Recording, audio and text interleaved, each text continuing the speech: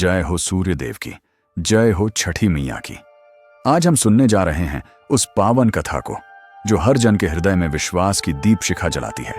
वह कथा जो सदियों से लोक परंपरा में अमर है, जिसने धरती और आकाश को जोड़ दिया श्रद्धा के पुल से। आओ तन मन को पवित्र करके सुने छठी मैया की महिमा, सूर्यपुत्री उषा और प्रत्युषा का आशीर्वाद और उस भक्ति की कथा जो तप, संयम और प्रेम से बनी है। नम आंखों से प्रणाम करते हुए आरंभ करते हैं छठ पूजा की दिव्य कथा। बहुत समय पहले जब इस सृष्टि की रचना का आरंभ हुआ, तब सब ओर प्रकाश नहीं था, अंधकार था, शून्यता थी, जीवन की कोई गति नहीं थी। तब ब्रह्मा ने अपने तेज से एक अग्नि उत्पन्न की। वही अग्नि धीरे धीरे सूर्य के रूप में प्रस्फुटित हुई। सूर्य जिसने सृष्टि को प्रकाश दिया, जिसने जीवन दिया, जिसने हर जीव में प्राण का संचार किया।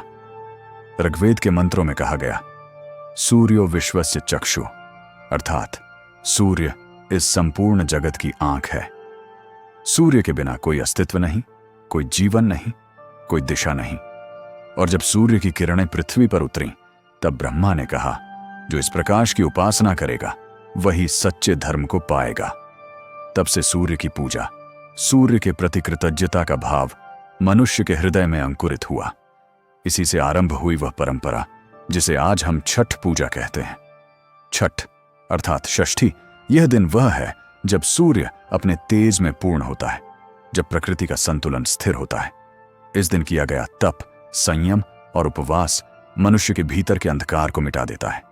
यह पूजा मूर्तियों की नहीं, आडंबर की नहीं, बल्कि आत्मा और प्रकृति के मिलन की पूजा है। त्रेता युग में जब मर्यादा पुरुषोत्तम भगवान श्री राम 14 वर्ष के वनवास के बाद अयोध्या लौटे और राज्याभिषेक हुआ, तब माता सीता ने कार्तिक शुक्ल षष्ठी के दिन सरयू के तट पर बैठकर सूर्य देव की उपासना की। उन्होंने कहा, हे आदित्य देव, तुम्हारे बिना यह जग अंधकार में है। तुम ही जीवन का आधार हो। तुम्हारे तेज से ही यह भूमि, यह वायु, यह आकाश और यह जल सब जीवित हैं। माता ने नहा धोकर शुद्धता से सूर्य को अर्घ्य दिया और पूरे राज्य की सुख, शांति, समृद्धि और संतान सुख की कामना की। कहा जाता है कि उसी क्षण सूर्य की किरणों ने अयोध्या को स्वर्णिम प्रकाश से नहला दिया और तभी से यह परंपरा लोक में प्रचलित हुई। इसे कहा गया छठ। पर यह कथा केवल अयोध्या तक सीमित नहीं रही। द्वापर युग में जब महाभारत का युद्ध समाप्त हुआ, तब सूर्यपुत्र कर्ण प्रतिदिन सूर्य को अर्घ्य देते थे। वह अपने जीवन का प्रत्येक शुभ कार्य सूर्य की उपासना से आरंभ करते थे। उनकी शक्ति, उनका तेज, उनकी दानशीलता का रहस्य यही था, सूर्योपासना। कर्ण कहते थे, सूर्य मेरा पिता है और उसकी किरणें मेरे प्राणों की ज्योति।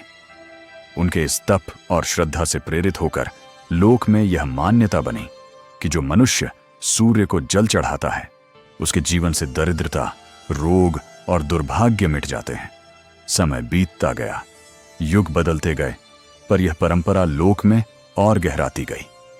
ऋषियों ने इसे यौगिक साधना का रूप दिया, क्योंकि जब मनुष्य उपवास रखता है, जब वह शुद्ध मन से सूर्य की किरणों को देखता है, तो उसके भीतर का प्राण तत्व सक्रिय होता है। शरीर के 7 चक्रों में ऊर्जा प्रवाहित होती है। योग शास्त्र कहता है, सूर्य नमस्कार स्वयं आत्मा का नमस्कार है। छठ पूजा उसी आत्मिक योग का लोक रूप है।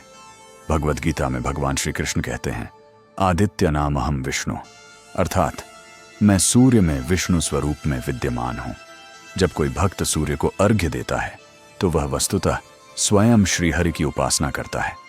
गीता में आगे श्री कृष्ण कहते हैं, यज्ञानाम जपयज्ञोस्मे, अर्थात संयम, मौन और श्रद्धा से किया गया तप ही श्रेष्ठ यज्ञ है। छठ उसी जपयज्ञ का मूर्त रूप है। छठ पूजा में न कोई मूर्ति होती है, न कोई आडंबर, सिर्फ नदी, तालाब या घाट, जहां भक्त डूबते सूर्य को अर्घ्य देता है, फिर रात भर जागरण करता है और भोर में उगते सूर्य को जल चढ़ाता है। यह डूबते और उगते सूर्य का प्रतीक है, जिससे जीवन के उतार चढ़ाव में भी संतुलन बना रहे, क्योंकि जो डूबता है वही फिर उगता है। छठ यह सिखाती है कि हर अंत के बाद एक नई शुरुआत होती है। लोक परंपरा कहती है, सूर्य की पत्नी उषा और प्रत्युषा है। उषा अर्थात भोर की पहली किरण, जो नई ऊर्जा, नई आशा और नई संभावना लाती है। छठ मैया वही उषा देवी मानी गई हैं। वे मातृत्व की, संतान सुख की और आरोग्य की देवी हैं। जो भक्त श्रद्धा से उनका व्रत करता है उसे संतान की प्राप्ति होती है, रोग दूर होते हैं और परिवार में सुख शांति आती है। कहा जाता है प्राचीन समय में जब कोई स्त्री संतान सुख से वंचित रहती थी तो वह सूर्य उपासना करती थी, नदी के तट पर जाकर उपवास रखती थी, दिन भर जल में खड़ी होकर सूर्य को अर्घ्य देती थी और प्रार्थना करती थी, हे सूर्यदेव, जैसे तुम्हारा तेज कभी मंद नहीं होता वैसे ही मेरे गर्भ का प्रकाश कभी मंद ना हो। छठी मैया उस स्त्री की गोद भर देती थी। लोक में कई कथाएं प्रचलित हैं। कहीं कहा जाता है कि एक राजा प्रियव्रत की पत्नी मालिनी को संतान नहीं हो रही थी। उन्होंने महर्षि कश्यप के कहने पर सूर्य की उपासना की और छठी तिथि को छठी देवी ने उन्हें पुत्र दिया। तभी से यह व्रत छठी मैया के नाम से प्रसिद्ध हुआ। यह कथा आज भी बिहार, झारखंड, पूर्वी उत्तर प्रदेश और नेपाल के अनेक घरों में सुनाई जाती है। वेदों में कहा गया है कि सूर्य का प्रकाश केवल बाहरी नहीं, आंतरिक भी है। जो भक्त छठ में आत्मसंयम रखता है वह भीतर के तमस को नष्ट करता है। यही कारण है कि छठ के नियम अत्यंत कठोर हैं।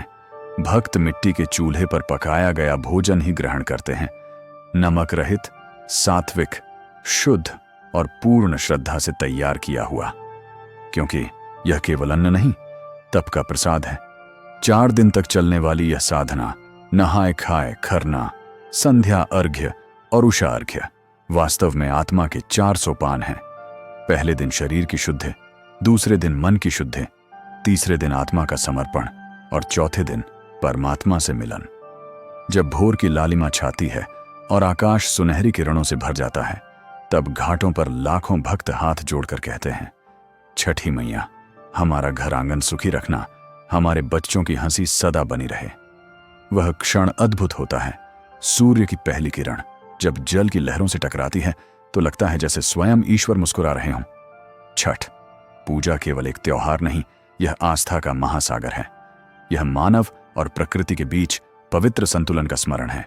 यह सिखाती है कि जीवन तभी सुंदर है जब उसमें तप, संयम और कृतज्ञता हो। छठ हमें याद दिलाती है कि सूर्य का तेज हमारे भीतर भी है, हमें बस उसे पहचानना है, जागृत करना है। और जब हर घर, हर घाट, हर नदी के किनारे लोग मिलकर सूर्य को अर्घ्य देते हैं तो वह दृश्य केवल पूजा नहीं बल्कि आत्मा और ब्रह्म का मिलन होता है। छठ माया की जय ध्वनि गूंजती है, छठी मैया की जय हो। और उस क्षण हर हृदय में यह भावना उठती है, हे सूर्यदेव, हे मां उषा, हमारे जीवन में कभी अंधकार न आने देना।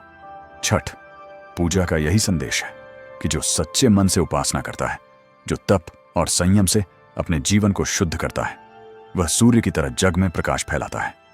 छठ पूजा इसलिए नहीं मनाई जाती कि हम कुछ मांगें, बल्कि इसलिए कि हम धन्यवाद कहें प्रकृति को, सूर्य को और उस शक्ति को जिसने हमें जीवन दिया।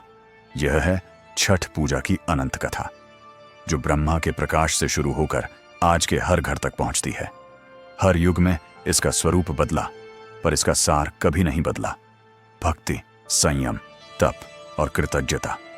जो इसे हृदय से करता है उसके जीवन में सूर्य कभी अस्त नहीं होता। छठ मैया का आशीर्वाद सदैव बना रहता है और उसकी आत्मा सदा ज्योतिर्मय रहती है। जय छठी मैया, जय सूर्यदेव, सकल संसार मंगलमय हो। यही इस पूजा का शाश्वत संदेश है। इस प्रकार पूरी होती है छठी मैया की यह महिमामयी कथा। यह केवल एक पर्व नहीं बल्कि आत्मा और सूर्य के मिलन का उत्सव है। जब श्रद्धा नदी की तरह बहती है तो चमत्कार अपने आप घटित होते हैं। जिसने भी सच्चे मन से छठी मैया का व्रत किया उसके जीवन से अंधकार सदा के लिए मिट गया। आज भी लाखों लोग गंगा किनारे, तालाबों